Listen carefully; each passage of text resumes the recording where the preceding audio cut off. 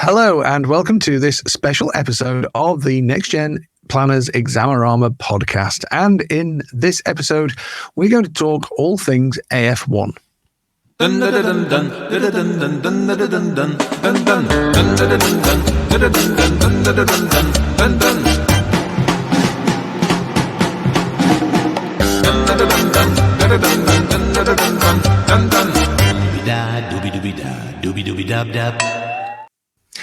And I'm joined, as always, by John Dunkley. John, AF1. I love AF1. I know it's really sad and I shouldn't admit that. But no, AF1 is... I'll tell you why I like it. I like it because it's quite logical and it plays to the way that my mind works. Tax works for me. There's a logical structure to it. I know where I stand. Well, you make it sound really easy. Should we just close the show there and be done with it then? Answer the questions, get the answers right. Easy, no problem at all. Do you know what? I genuinely think of all the AFs, for me, this is the most passable one, simply because there are repeating themes. There are things that you can prepare in advance. So you'd have a fairly good indication are likely to come up. And there is that logical flow to it. Well, that's really nice to hear because there'll be a lot of people be thinking exactly the opposite to that. They'll be thinking AF1, taxation and trusts. RO3 was really hard. This is just RO3 on steroids with JO2 thrown in and a little bit of RO5. And now I've got to do a 3-hour exam and it's going to be epic and difficult. So the fact that you said that there are things that keep repeating and there are things that we see very frequently and there's a way to decode this exam sounds like it's going to be quite an encouraging session, this. Hope so, yeah. And I think that's a good way to put it, a way to decode it. If you get under the skin of the exam early doors, before you start studying, you're going to set yourself up for success. Brilliant. Well, John, I'm going to dip back in and out a little bit later on. But for now, why don't you take us away and just talk us through the core elements of this exam syllabus? So, AF1, where are we going to start? I think the first thing that you need to do before you do anything else in this exam is make sure that you understand what you're going to be required to do at the other end. Okay. Too many people dive straight in and go straight to the textbook and think, is it, like Adam says, it's RO3 on steroids. I'm going to pitch straight back to my RO3 textbook. I'm just going to flick back through all the same content that I did when I was looking at RO3. And then when I get to AF1, I'm going to be fine because it's the same stuff. But it isn't. Okay. So if we can have a look at the slides now. Question 1, how well do you know your exam? And I think that's the first question that you want to ask yourself. Okay. You know me, and I love psychology. The first question that you ask yourself in psychology is they always say the first intervention is with yourself. So you've got to look at yourself. You've got to be a bit introspective to begin with and say, well, do I really understand what's going to be expected of me at the other end? Because if I don't, that's where I need to be to begin with. And the first thing that I would be looking at to that end is the syllabus. Okay, so the syllabus is provided for you by the examiner, and that is basically their shopping list. This is what they are going to base all of their questions on. And it doesn't change very much. It's been fairly static over quite a period of time, with one exception I'll talk about a little bit later on. But you can see there are some big chunks in there. So item 1, the process by which individuals and parties to a trust are taxed. And that tells you something very important early doors, the parties to a trust. You are going to need to understand the taxation of trusts for this exam. Now, you would have touched on it lightly in RO3, and there was always a little bit at the end of each of the big taxes about how the trusts were going to be taxed. But you're going to want to understand it in more detail for this exam. Taxes on income and capital that might be charged during life and on death. And that's an interesting one. We don't talk much about tax on death other than inheritance tax when we're looking at RO3. But looking at the taxation of an estate on death is quite important in this exam. Self-assessment always trips people up. So how well, being honest with yourself, how well do you understand the self-assessment rules? Are you aware that there's been some changes in that recently that you might want to look at around self-employed people? how tax liabilities are calculated. Then we get into the taxation of investments. Now, again, if you think back to R03, there was a big old chunk of marks there around the taxation of investments, and there was a lot of R02 knowledge that was required. You're going to need to understand your investments for AF1, and then you're going to need to be able to apply the right kind of taxes. And I'll show you what I mean by that a little bit later on. Creation and use of trust and the roles and responsibilities of all parties. Now, you won't really have touched on that at R03 level. So unless you've got that J02, there's a big section of the syllabus there. There's only 6 points on there. Number 5, creation and use of trust and the roles, is something that you probably won't have looked at very much at all. So there's a big hole that you're going to need to make sure that you fill. And then finally, you've got implications of substituted decision making during lifetime, the use of wills, administration of an estate, and dying intestate. And again, those are areas that you would have touched on, but not in a great deal of depth. So just straight away, looking at the syllabus, you can see that there are opportunities to pick up marks that you wouldn't necessarily get if R03 was going to be your major focus. The other thing that's worth calling out within that is the way that the exam is going to be structured. Okay, so you're going to have 3 hours worth of material, and you're going to have 160 marks potentially available to you. So if you think back to those different elements there on the syllabus, there's opportunities for the examiner to ask you an awful lot of different things. When you're looking at marks, you have 5 or 6 mark questions or even fewer. There's a lot of questions that they can throw at you. And you've got 3 hours. Now, if you haven't been used to sitting down and working for a 3-hour chunk, this is your opportunity to make sure that you can type for 3 hours, right? Because that's, you end up quite sore. So as you're practicing, just spending a little bit of time, or sort of concerted efforts of doing those longer stints just to build up the muscle memory for this exam can also pay off. I said it's quite a passable exam. Bearing in mind that this is quite an advanced exam, it's degree level. Half of the people that take the exam pass it. That doesn't seem like a lot, but half is actually quite a good number for this. And the better prepared candidates are the ones that do pass it. I'll show you in a minute some of the comments from the examiners around being better prepared and how you can set yourself to be in that 50% rather than the ones that miss out. Adam touched on this earlier on, the assumed prior knowledge. I said R03, and most people will go straight to R03, but J02 is something that you shouldn't underestimate. Now, I think most of you will be aware of this, but if you're not, if you're a CII member, you can get access to the PDF version of the J02 textbook. So everybody's got the ability to get their hands on that textbook, and you should use that as a key part of your study for this exam. If you've not done that, there's action 1 for you. Okay, well, action 2. Action 1 was look at the syllabus. Action 2, get yourself a copy of the J02 textbook. R03 and J02 between them are then going to be the core of all of your study for this particular exam. In terms of R03, one thing I want to emphasize to you is when you went through it for taking R03, you would have been concentrating on the big rocks, okay? You would have known that there were certain things that come up time and time again in R03, and those are the ones that you had to cover off. And you're still going to need that knowledge for this exam. But when you review R03 this time for this more advanced exam, you want to be looking at the bits you didn't really pay much attention to last time. Because those are the bits the examiner is likely to latch on and up and throw at a 4 or 5 mark question at you, something that's a little bit more edgy. So in a recent exam, for example, they threw in a question on student loans. Okay, not something that you would have dealt with a lot in R03, but that was worth quite a handful of marks at the AF1 level. So as you're going through, you're refreshing your knowledge of the stuff you already knew, but you're also looking in the R03 for the bits that you probably didn't pay much attention to last time, the bits you kind of glossed over and thought, I won't need that. If it comes up, it's only going to be one question at best. I can let it slide. In this exam, you don't want to be doing that. Tie that into your J02 textbook, and then also R05. Adam touched on this, but if you think about R05, there was a lot in there about the taxation of life assurance bonds.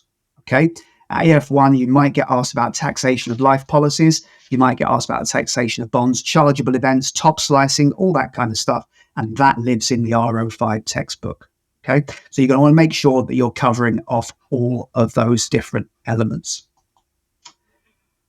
So I'll probably panicked you now, and I shouldn't, because there's a lot that of content there, but a lot of things you can do practically that will make your life an awful lot easier. So where should you start? What's the first thing that you should do when you're studying? I'll tell you this much. For me, it's all about understanding what is expected of you. I've touched on some of it already, making sure that you understand the nature of the exam, making sure that you understand the syllabus. But the second bit, and this is the bit that people miss so often, is it's about understanding what the examiner is going to expect of you. Okay? If you are having an exam marked by someone, and you can get in the head of the people that are going to mark that exam, and you know what they want from you, you've got the ability to make sure you give them exactly what they want.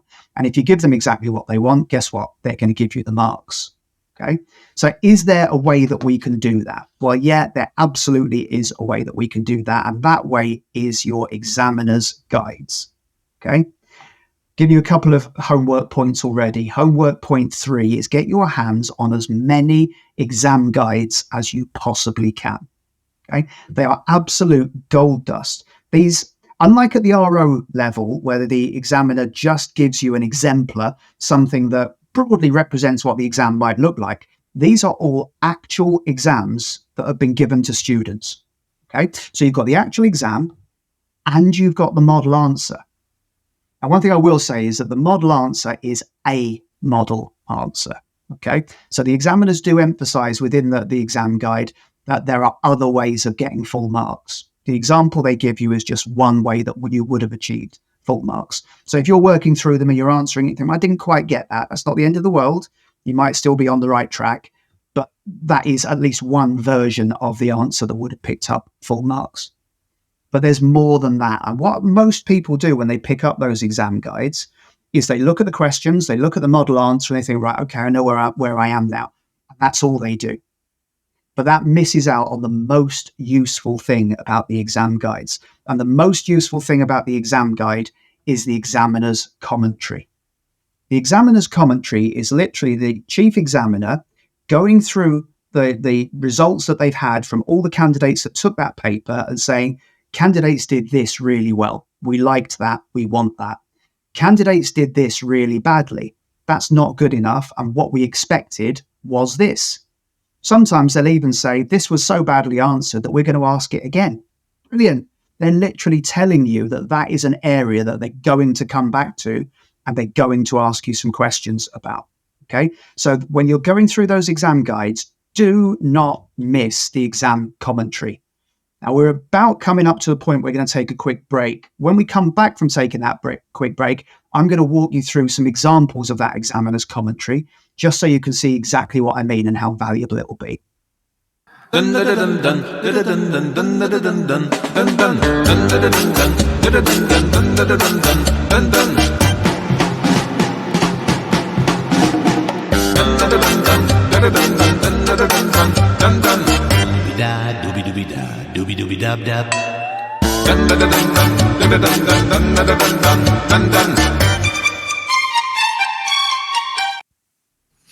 So welcome back. And John, before we took that break, you actually were saying that we're going to start looking at the examiner's commentary. And this is an area that everybody looks at, do they? It's something that we don't tend to immediately think, because we want to get stuck into the content. But you can spend a lot of time revising stuff that isn't going to serve you a great deal for this exam, can't you? And that can be quite demoralizing, because people can come out of the exam thinking, well, I put 120, 130, 150 hours into this, and there were still 3 questions I couldn't answer. And that can be just one of those moments in life where you suddenly realize that you've spent the wrong time looking at the wrong thing. So, take us through how we might prevent that from happening. So I promised you that we'd go through some examples of quotes. Now I've got quite a lot of them. I'm going to rattle through them. Just it's important that you get the idea. But when you get into looking at your past papers, you'll see so much. This is just a real tip of the iceberg to give you a flavor of some of the stuff that you might come across. So if you do not have experience in advising clients whose financial needs are relatively sophisticated, it's quite unrealistic to expect that the study of a single textbook will be sufficient to meet all of your requirements. Wow. So they're saying straight away there, unless you're doing complex financial planning in this type of area, just looking at the RO book is probably not going to be enough. So you want to make sure that you're doing that. You're making use of some of the resources that you've got from NextGen, even looking at some of the technical sites on some of the providers, because there's some really good content there that you can use. I use some of that stuff myself. There's some really detailed fact sheets, for example, on top slicing. Brilliant, great worked examples, and I can use that for the exam.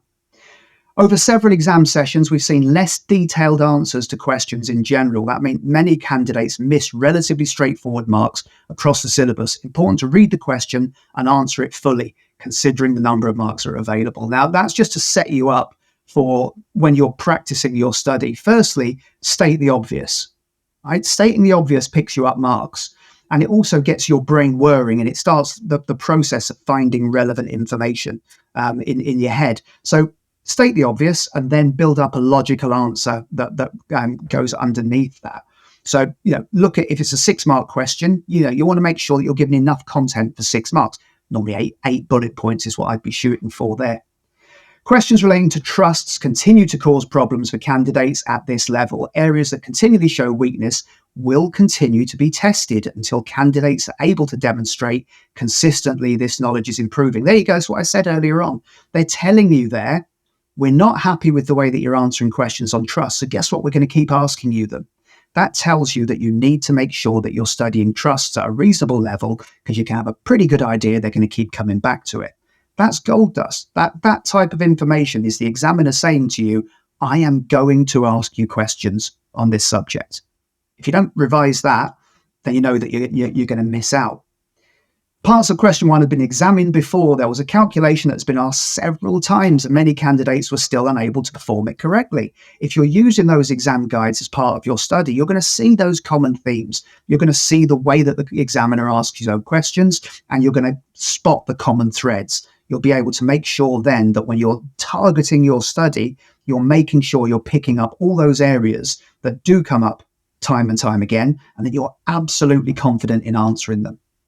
While taking RO3 and JO2 is not compulsory, we would expect AF1 candidates to prepare and study elements tested across both exams and demonstrate at least level 4 knowledge across both syllabuses. So again, we're saying there, you're not going to get away with just RO3. You're going to need that trust knowledge. So if you're not comfortable with that, that's where you're going to be spending a lot of time. And again, just to reinforce that, disappointing to see a high number of candidates showing little basic knowledge of parts of the JO2 syllabus. Low standard of answers around the taxation of trusts, substituted decision-making, powers of attorney, and different types of trust. Guess what? If you've not got the answers right and students haven't got the answers right, they're likely to come back to those areas. What I do every time that they ask one of these, they set an exam, is I get hold of the examiner's guide afterwards, and I just go through it and look at where all the questions come up. And I've compiled over the years a table based on where the most questions have come up and how many marks on average you can expect. Now, this is not a given, right? Don't hold me to this. Don't come looking for me if it doesn't work out exactly this way for your exam, but it does give you a good insight. This is the summary table. So of all the papers that I've looked at there, and there's a lot of them, on average, you're looking at 22 marks or more for income tax. So if you're not comfortable with income tax, you're going to be missing out on a big old chunk of marks. And that invariably does include a calculation question. Across this exam, calculations will normally account for 20 or even more % of the overall marks. So you want to make sure that you're comfortable with doing calculations, because if you're not comfortable, you're going to lose out on good marks there. National insurance doesn't tend to be as big as the other areas. So if you're looking at income tax being worth 22 or more, national insurance only 6. Now, it is quite topical at the moment. We had quite a lot of movement in the way that national insurance works. On the one side, you could say that makes it more likely they're going to ask questions. On the other side, it might make it slightly less likely because nothing's standing still. It's moving all over the place, so it's harder for the examiner to set exams. Capital gains tax and inheritance tax, again, broadly similar marks to income tax. So for each one of them, you're looking at 20 or more marks. The three of them between them, 60 plus marks and a lot of calculation type stuff in there. Residence and domicile, a minor area, 7 marks on average, but useful marks to pick up. Again, quite a topical thing because they've announced and proposed changes to residence and domicile. So again, you could argue it makes it less likely they'll examine it, but because it's topical, you could argue it's more likely. It's one of those things we just can't necessarily pick. Wills, intestacy and powers of attorney, 18 marks. If you're not comfortable with the way that wills work, how you set a will, what the legal requirements of a will are, what's the difference between mirror wills and mutual wills, what's the role of an executor, all of those are things that you're going to need to know about. From an intestacy perspective, what's the role of an administrator? How does that differ from an executor? What are the rights? Predominantly England, you're always looking at English rules with these CII exams, but knowing about how they work. Powers of attorney, not just what one is, how you set one up. What is an attorney's duty? You'd expect to know about that. What would invalidate a power of attorney? What's the impact of an attorney or the donor becoming bankrupt? Now, it's worth pointing that out. Bankruptcy on the bottom there, I put in red because it used to be a standalone part of this syllabus and it isn't anymore. The only areas they're really interested in bankruptcy now would be the effect of bankruptcy on a trustee and the effect of bankruptcy on an attorney. So as long as you're comfortable with those, what would happen if an attorney or a trustee became bankrupt? Pretty much that's going to be the thrust of any bankruptcy question. Final two then, you've got 31 marks on trust, and that will include setting trusts up, role of the trustee, that will include taxation of trusts, all of those different types of area, what brings a trust to an end, all that type of stuff. And then finally, investments for 25 marks. And there'll be some relating of taxation to investments. That might be bonds, it might be collectives, it might be other types of investment. So there's a good spread of different marks there, but you can see straight away the areas where perhaps you won't be the most comfortable. And I would probably hazard a guess for most of you that are listening or watching, it's going to be those trusts areas that will cause you the biggest headaches. 31 marks for trusts is too much to just let it go. So again, and I know I keep saying it, but make sure that you're all over JO2. Get hold of a copy of that PDF if you don't already have one and get yourself some confidence there. But hey, look, if you haven't done it before, this is also an opportunity to double dip on the exams. Lots of students taking AF1 are thinking, well, I'm going to have to learn that JO2 material anyway. Why don't I enter JO2 broadly at the same time? Get 2 lots of credits. Lot to be said for that, has to be said. So putting all that together, what am I saying to you? First things first, go to the syllabus. Make sure that you're comfortable with the syllabus. Second thing, get hold of as many exam guides as you can possibly get your mitts on. Keep one of them back, normally the one that's most recently been asked, okay, unless you've already looked at it. But if you haven't, keep that one back and you'll use that as a mock just before you take the final exam, okay? So keep that one back. But then the others, go through them, look at the examiner's commentary, look at the questions, look at the model answers, and start to compile yourself a style guide. And what I mean by that is, what do the examiners ask consistently? What verbs are they using? How do they expect me to answer a question when they use that particular verb? What do they like to see? Where are the areas that they've said students have done badly? Where have they said that they really liked something that a student did? And build yourself up a what good looks like type of guide. I call it a style guide. You can call it whatever you like. But really, it's what is the examiner looking for? Once you've got that, you've got the bones of what you need to be able to study, and you're definitely setting yourself up to be a long way down the road to success. So lots of content there. Hopefully there's been some useful practical tips that you'll be able to take away after today. I think that's everything from me. So at this point, I'll bounce back to Adam. Adam, why don't you tell everybody about the support that's available from NextGen? Absolutely, John. Yes, delighted to. So at NextGen Planners, we have our AF support content through our NextGen Planners training contract. And this has been something that's been running since 2018. So we've helped hundreds of people go through their advanced level qualifications. For AF1, we'll provide weekly group tutorials of 90 minutes covering the whole syllabus. We also give you 2 days of classroom content ahead of the exam. That's virtual classroom content, so that you can prepare where we take you through the key syllabus points once again. During all of that time, while you're doing the weekly tutorials, we can also support you with individual one-to-ones. And of course, we have our award-winning on-demand video content covering all the elements of the syllabus as well. So plenty there to be supporting. And you are also involved in that, John. And they're great groups, aren't they? They are. I always enjoy those because coming relatively near to the exam, the classroom sessions that I've been involved in, you really get that sense of readiness. Everyone's got a real buzz about them. They've put a lot of work in, and we're polishing those final different little elements just to get everybody absolutely set up for the exam. Yeah, you make a really good point. A lot of people will often ask me, why do you do weekly group tutorials where you cover the whole syllabus and then go through the whole thing again in 2 days of classroom? And that's because what we find is that, if you just book a couple of days of classroom and turn up to do them a week or a fortnight before the exam, then you're oftentimes learning it for the first time. A lot of candidates are, at least. And so you're a little bit behind the curve. If you don't know all your calculations by that point, then how can you ask the really pressing questions that you really need to ask? If you've not looked at an entire section of the syllabus, then are you going to just sit quietly and let the tutor just talk through it and hope that some of it sticks in? So our goal is to have candidates prepared for those 2 classroom days. And that's what the weekly group tutorials are all about. And of course, it's also easy to learn something if the trajectory is gentler, because it gives your brain time for that to settle in. And it then plays more into our preferred study techniques. And we call that study less, pass more. So, John, is there anything else we'd like to add about AF1 before we sign off today? Not only to say I'm sorry for how excited AF1 gets me, but I do love it.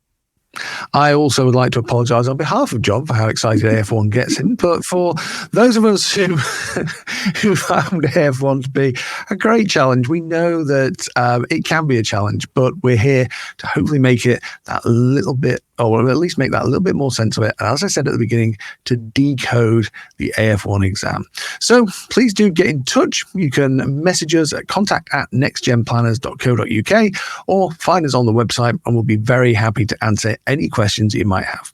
And we'll see you very soon. Doobie-da,